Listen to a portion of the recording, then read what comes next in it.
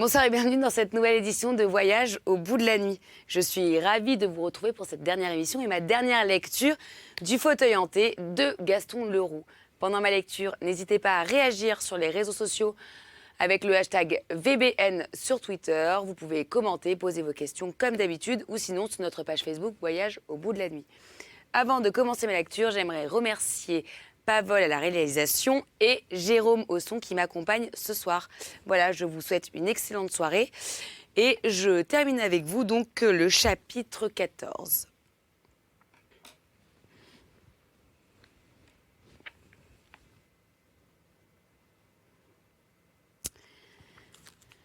Chapitre 14, un grand cri déchirant humain. Ils ne trouvèrent point de voiture à la gare et il leur fallut prendre le chemin de Chenevière à la nuit tombante. Sur le pont de Chenevière, ayant, avant de descendre sur la rive de la Marne, chemin qui conduisait par le plus court à la demeure isolée de M. Loustalot, M. Lalouette arrêta son compagnon. Enfin, mon cher monsieur Patard, demanda-t-il sourdement, vous ne croyez point, vous, qu'ils vont m'assassiner ? Qui ils ? S'exclama monsieur le secrétaire perpétuel, qui paraissait fort énervé. Mais est-ce que je sais, moi, ceux qui ont assassiné les autres ? Qu'est-ce qui vous dit que les autres ont été assassinés d'abord ? Fit-il sur un ton, cette fois, de chagrin hargneux. Mais vous... Moi, je n'ai rien dit. Entendez-vous, parce que je ne sais rien. C'est que je vais vous avouer une chose, monsieur le secrétaire perpétuel. Je veux bien, moi, être de l'Académie. Vous en êtes ? C'est vrai, soupira monsieur Lalouette.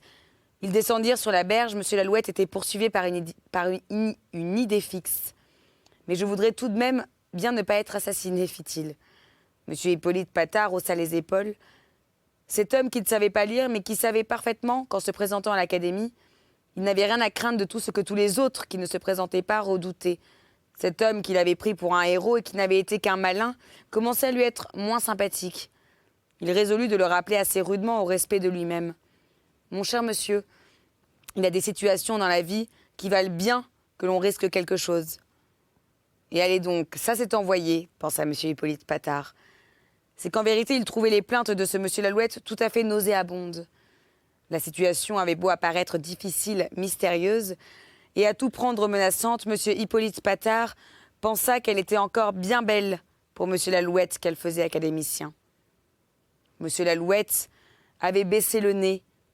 Quand il le releva, ce fut pour laisser tomber dans la fraîcheur du soir cette phrase qui était en toute sincérité immonde. « Est-ce bien nécessaire, dit-il, que je le prononce, ce discours ?» Ils étaient alors sur le bord de la Marne.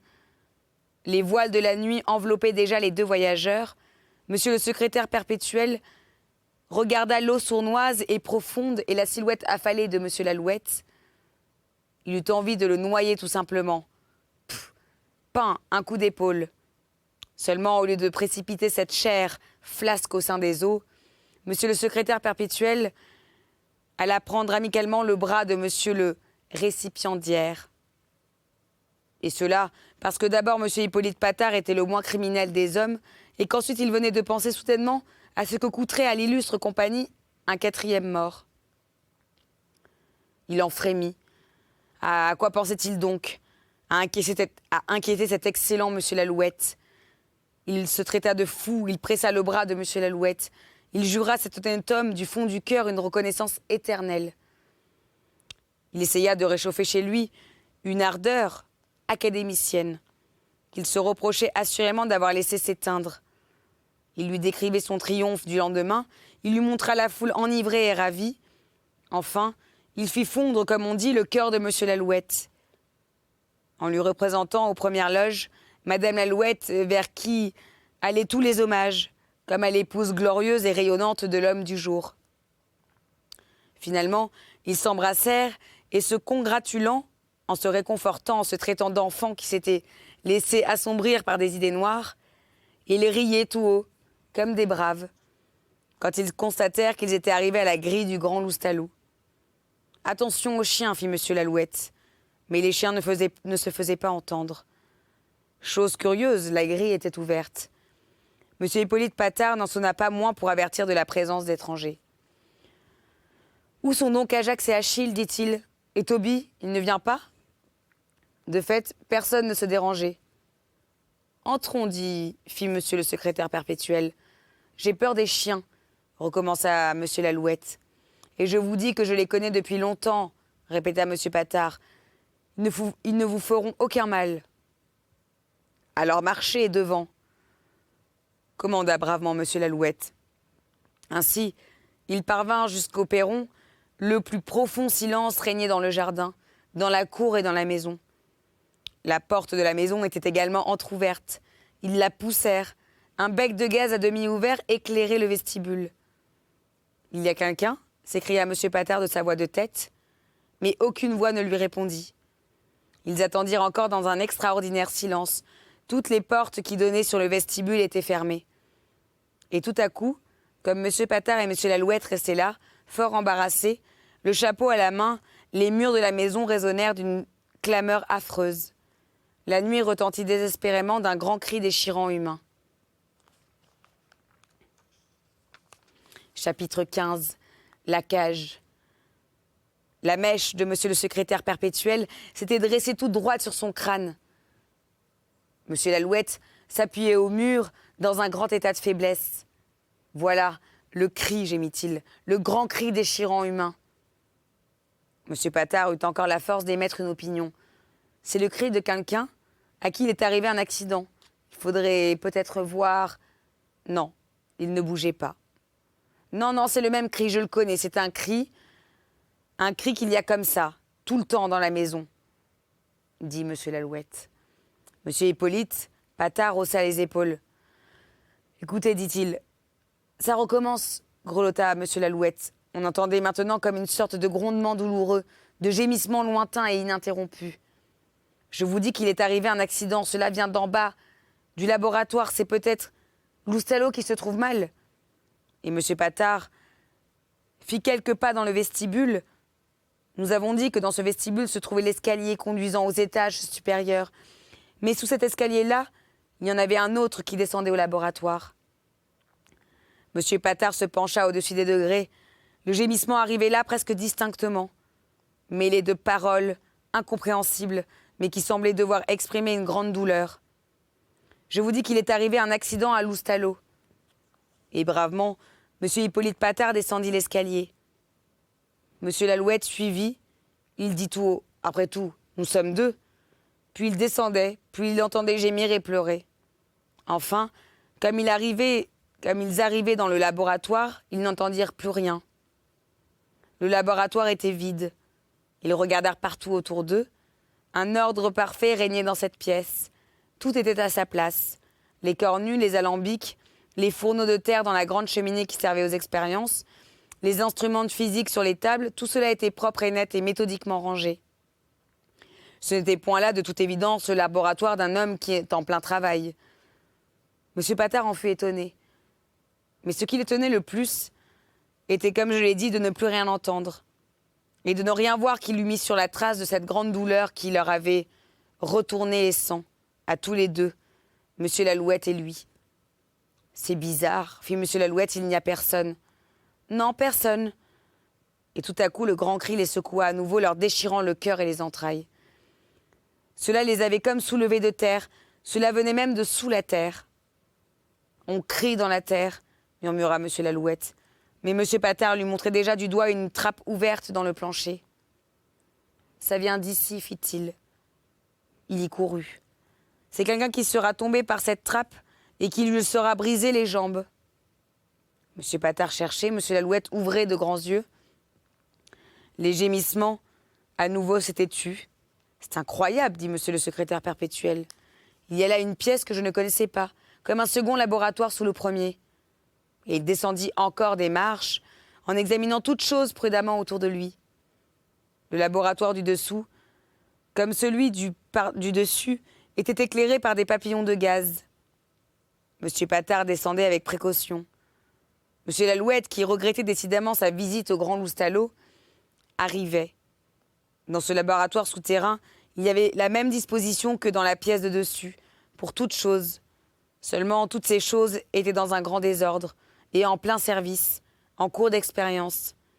Monsieur Patard cherchait, Monsieur l'Alouette ouvrait de grands yeux. Il n'apercevait toujours personne. Soudain, comme ils étaient retournés vers un coin de muraille, ils reculèrent en poussant un cri d'horreur. Ce coin de muraille était ouvert et garni de barreaux. Et derrière ces barreaux, comme une bête fauve enfermée dans sa cage, un homme. Oui, un homme aux grands yeux ardents les fixait en silence. Comme il ne disait rien et qu'il restait là comme des statues, l'homme derrière ces barreaux dit « Êtes-vous venu pour me délivrer? En ce cas, dépêchez-vous, car je les entends qui reviennent et ils vous tueront comme des mouches. » Ni Patard ni l'Alouette ne remuaient encore. Comprenait-il? L'homme encore hurla « Êtes-vous sourds? Je vous dis qu'ils vous tueraient comme des mouches s'ils savent jamais que vous m'avez vu. Comme des mouches. Sauvez-vous, sauvez-vous. Les voilà, je les entends. » Le géant fait craquer la terre. « Ah, malheur. Ils vont vous faire manger par les chiens. » Et on entendit en effet des aboiements furieux, tout là-haut sur la terre. Les deux visiteurs avaient compris cette fois. Ils tournèrent autour d'eux-mêmes comme s'ils étaient ivres, cherchant une issue, et l'autre dans sa cage répétait en secouant les barreaux comme s'il voulait les arracher. « Par les chiens, s'ils savent que vous avez surpris le secret du grand Loustalot. »« Ah, comme des mouches, comme des mouches !» Patard et l'Alouette, incapables d'en entendre davantage, affolés d'épouvante, s'étaient rués vers l'escalier qui conduisait à la trappe. « Pas par là !» hurla l'homme derrière les barreaux. « Vous ne les entendez donc pas qui descendent? Ah, les voilà avec les chiens !» Ajax et Achille avaient dû maintenant pénétrer dans la maison, car celle-ci retentissait de leurs coups de gueule formidables, comme un enfer plein de l'aboiement des démons. Patard et l'Alouette étaient retombés au bas de l'escalier, hurlant leur effroi comme des insensés, criant « Par où, mais par où ?» tandis que l'autre les couvrait d'injures en leur ordonnant de se taire. « Vous allez encore vous faire pincer comme les autres, et il vous tuera comme des mouches. Taisez-vous donc, écoutez. Ah, si les chiens s'en mêlent, le compte est bon. Taisez-vous. » Patard et l'Alouette, croyant déjà voir apparaître les crocs terribles d'Ajax et Achille, en haut de l'escalier de la trappe, s'étaient rués à l'autre extrémité de cette cave contre les barreaux même de la cage où l'homme était enfermé. Et c'étaient eux maintenant qui suppliaient le malheureux de les sauver. Ils l'imploraient avec des mots sans suite, avec des râles. Ah, ils enviaient l'homme dans sa cage. Mais celui-ci leur avait pris à tous deux ce qu'il leur restait de cheveux à travers les barreaux et leur secouait la tête affreusement pour les faire taire. « Taisez-vous. Nous nous sauverons tous les trois. Écoutez donc. Les chiens, la broute les emportent, ils les font taire. » Le géant fait craquer la terre, mais il ne se doute de rien, la brute. « Ah, mais quel idiot! Vous avez de la chance. » Et il les lâcha. « Tenez vite dans le tiroir de la table là-bas une clé. » L'Alouette et Patard tiraient le tiroir en même temps et le fouillaient fébrilement de leurs mains tremblantes. « Une clé, continua l'autre, qui ouvre le passage. Les chiens sont enchaînés. Il faut en profiter. » « Mais la clé !» réclamaient les deux malheureux qui fouillaient en vain dans le tiroir. « Eh bien, mais la clé de l'escalier qui monte dans la cour. Vite, cherchez. Il la met là tous les jours, après avoir donné à manger. Mais il n'y a pas de clé. » Alors c'est que le géant l'a gardée, la brute. Silence. Mais ne remuez plus. Ah, les voilà, ils descendent maintenant, le géant fait craquer l'escalier, je l'entends. L'Alouette et Patard tournaient encore, prêtes à se jeter sous les meubles, à se cacher dans les armoires. « Ah, ne perdez donc pas la tête comme ça, » souffla le prisonnier, « ou nous sommes fichus. Tenez dans le recoin de la cheminée, là. Oui, là, bien sûr, de chaque côté. Bougez pas, ou je ne réponds plus rien. Tout à l'heure, il ira dîner, mais s'il vous voit, il vous tuera comme des mouches. Mes pauvres chers monsieur, comme des mouches. »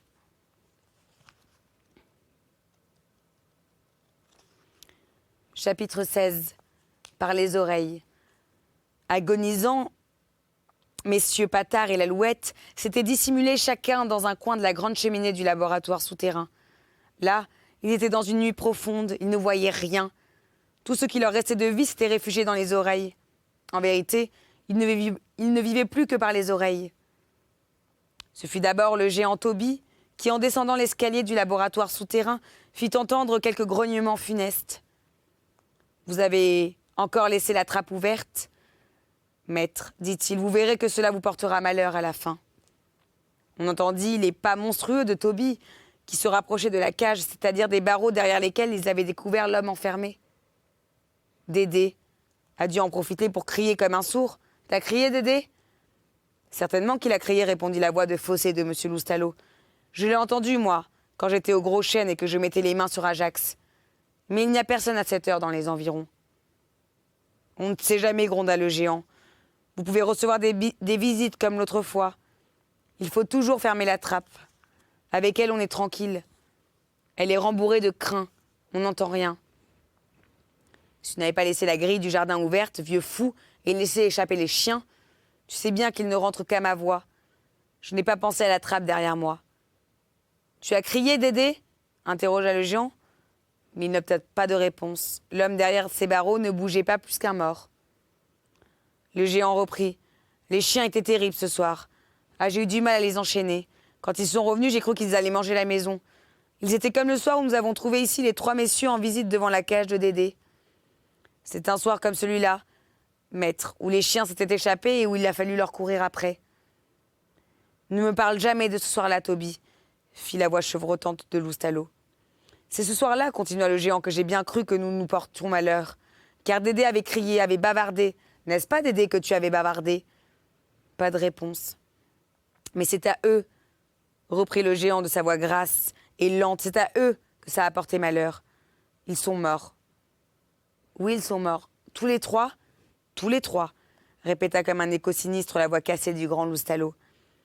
Ça ricane lugubrement le géant, ça a été comme un fait exprès. Loustalot ne lui répondit pas, mais quelque chose comme un soupir de terreur et d'angoisse passa sur la tête des 2 hommes qui devaient, au bruit qu'ils faisaient avec les instruments, être occupés à quelques expériences. « Tu as entendu » demanda Loustalot. « C'est toi, Dédé » fit le géant. « Oui, c'est moi » répondit la voix de l'homme au barreau. « Tu es malade » demanda Loustalot. « Regarde donc Toby ce qu'il a. Dédé est peut-être malade. Il a crié tout à l'heure à se casser la poitrine. Il a peut-être faim. As-tu faim, Dédé ?»« Tenez, fit la voix de l'homme dans la cage. Voilà la formule. Elle est complète, vous pouvez me donner à manger maintenant. J'ai bien gagné mon souper. »« Va lui chercher sa formule, ordonna Loustalot, et donne-lui sa soupe. »« Regardez d'abord si la formule est bonne, répliqua Dédé. Vous m'avez habitué à ne pas voler mon pain. » Il y eut les pas du géant et puis le bras d'un morceau de papier froissé que le prisonnier devait passer à Toby, à travers les barreaux. Et un silence pendant lequel certainement le grand Loustalot devait examiner la formule. « Ah, ça c'est épatant !» s'exclama-t-il dans un véritable transport. « C'est tout à fait épatant, Dédé, mais tu ne m'avais jamais dit que tu travaillais à ça. »« Je ne travaille qu'à ça depuis 8 jours. Nuit et jour. Vous entendez? Nuit et jour. Mais ce coup-ci, ça y est. » « Oh, ça y est. » Il y a un grand soupir de Loustalot. « Quel génie !»« Il a encore trouvé quelque chose » demanda Toby. « Oui, il a encore trouvé quelque chose et ce qu'il a trouvé, il l'a enfermé dans une bien belle formule. » Loustalot et Toby se parlèrent alors à voix basse. Si l'on avait encore eu la force d'écouter dans la cheminée, on n'aurait pu certainement rien entendre à ce qu'il se disait là. Loustalot reprit tout haut. « Mais c'est de la véritable alchimie, ça, mon garçon, ce que tu viens de trouver là. C'est quelque chose comme la transmutation des métaux. Tu es sûr de l'expérience, Dédé? Je l'ai répété 3 fois avec du chlorure de potassium. Ah, on ne dira plus que la matière est inaltérable. C'est tout à fait autre chose. Un véritable potassium nouveau que j'ai obtenu. Un potassium ionisé, sans parenté aucune avec le premier. » « Et de même pour le chlore ?» interrogea Loustalot. « De même pour le chlore. »« Bigre !» Loustalot et le géant se reparlèrent à voix basse. Puis Loustalot, encore. « Qu'est-ce que tu veux pour ta peine, Dédé? Je voudrais bien des confitures et un bon verre de vin. »« Oui, ce soir tu peux lui donner un bon verre de vin, » obtempéra le grand Loustalot. « Ça ne peut pas lui faire de mal. » Mais tout à coup, la paix relative de cette cave profonde fut effroyablement troublée par Dédé. Il eut comme une tempête souterraine, un déchaînement de fureur, des cris, des lamentations, des malédictions. M. Lalouette, de son côté, M. Patard, du sien, n'eurent que le temps d'arrêter sur les bords de leurs lèvres sèches la clameur suprême de leur épouvante. On sentait que l'homme s'était rué comme un animal féroce derrière les barreaux de sa cage. « Assassin !» hurlait-il, « assassin ! Misérable bandit, voleur de Loustalot ! Géolier immonde, garde churne de mon génie, monstre à qui je donne la gloire et qui me paie d'un morceau de pain. Tes crimes seront punis, tu entends, misérable, Dieu te châtiera. Ton forfait sera connu de l'univers. Il faudra bien qu'ils viennent, les hommes qui me délivreront. Tu ne les tueras pas tous. Et je te traînerai comme une charogne infâme avec une pique de boucher bandit par la peau du cou. Assez, faites-le taire, Toby, râla Loustalot. On entendit un bruit de grille de fer qui tourna sur ses gonds. Je ne me tairai pas, par la peau du cou. Par la peau du cou. Non, non, pas cela. Au secours, oui, je me tais. Par la peau du cou, aux gémonies, je me tais. Et le bruit de la grille de fer recommença sur ses gonds. Il n'y eut plus bientôt, dans la cave profonde, qu'un gémissement qui allait s'apaisant, de plus en plus comme quelqu'un qui s'endort après une grande colère ou qui meurt. Chapitre 17. Quelques inventions de Dédé. Après ce gémissement, il y eut encore quelques remue-ménage dans le laboratoire de la cave du fond, et puis peu à peu, tout bruit s'éteignit. Dans leur coin de cheminée, M. Hippolyte Patard et M. Lalouette ne donnaient point signe de vie. Ils étaient collés au mur comme s'ils ne devaient plus s'en détacher jamais. Cependant, la voix de l'homme derrière les barreaux de la cage résonna. « Vous pouvez venir, ils sont partis. » Ce fut encore le silence, et puis la voix de l'homme reprit. « Êtes-vous mort ?» Enfin, dans la pénombre du laboratoire tombeau, qui n'était plus éclairé maintenant que par un lumignon qui brillait derrière les barreaux de la cage, chez le prisonnier dans cette pénombre, disons-nous, apparurent timidement au bord de la vaste cheminée deux silhouettes. Les têtes d'abord se montrèrent prudemment, puis les corps, et tout redevint immobile. « Ah, vous pouvez avancer, dit la voix de Dédé. Ils ne reviendront plus de la nuit. Et la trappe est fermée. » Alors les deux silhouettes remuèrent à nouveau, mais avec des précautions extrêmes. Elles s'arrêtaient à chaque pas, elles glissaient fort précautionneusement. Elles étaient debout sur la pointe des pieds, les mains étendues. Et quand elles se heurtaient à un meuble et que ce meuble répondait à ce choc par quelque sonorité, les silhouettes restaient comme suspendues. Enfin, elles arrivèrent à la lumière barrée de la grille derrière laquelle Dédé, debout, les attendait. Et elles s'affalèrent, exténuées aux pieds de barreaux. Une voix, qui était celle de M. Hippolyte Patard, dit « Ah, mon pauvre monsieur !» Et la voix de M. Lalouette se fit entendre à son tour. « Nous avons cru qu'il vous assassinait. »« Vous êtes resté dans la cheminée tout de même, » fit l'homme. C'était vrai. Ils ne pouvaient le nier. Ils expliquèrent en des propos confus que leurs jambes leur avaient refusé tout service, qu'ils n'avaient point l'habitude de pareilles émotions, qu'ils étaient académiciens et nullement préparés à d'aussi horribles tragédies. Des académiciens, fit l'homme. Un jour, il en est descendu 3 ici. 3 candidats qui faisaient leur visite et que le bandit a surpris. Je ne les ai jamais revus. Depuis, j'ai appris en écoutant le bandit et le géant qu'ils étaient tous morts. Il a dû les tuer comme des mouches. Toute cette conversation était prononcée à voix très basse, étouffée, les lèvres de tous 3 collées au barreau.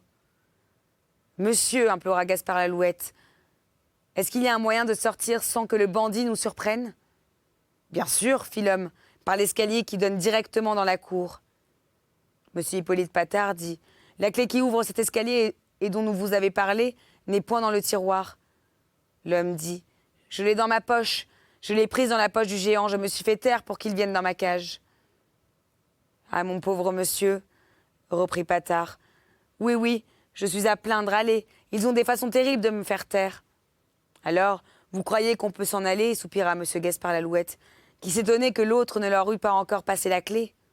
« Reviendrez-vous me chercher ?» demanda l'homme. « Nous vous le jurons, » dit solennellement M. Lalouette. « Les autres aussi l'ont juré, ils ne sont jamais revenus. » M. Hippolyte Patard intervint pour l'honneur de l'Académie. « Il serait revenu s'il n'était pas mort. » Ça, c'est vrai. Il les a tués comme des mouches. Mais vous, il ne vous tuera pas parce qu'il ne sait pas que vous êtes venu. Mais il ne faut pas qu'il vous voie. Non, non, gémit Lalouette, il ne faut pas qu'il vous voie. Il faut être malin, recommanda l'homme en dressant devant les 2 visiteurs une petite clé noire. Et il donna la clé à M. Hippolyte Patard en lui disant qu'elle ouvrait une porte qui se trouvait derrière le dynamo que l'on apercevrait dans un coin. Cette porte ouvrait sur un escalier qui montait à une petite cour, derrière la maison. Là, ils trouvèrent une autre porte qui donnait sur la campagne et dont ils n'auraient qu'à tirer les verrous intérieurs. La clé de cette porte restait toujours sur la serrure. Et c'est ainsi que se termine ma lecture du Fauteuil hanté de Gaspard Leroux. J'espère que vous avez apprécié cette soirée en ma compagnie. Je vous souhaite une excellente nuit si vous allez vous coucher, une bonne journée si vous vous levez et à bientôt pour d'autres aventures sur D8. Bonne soirée.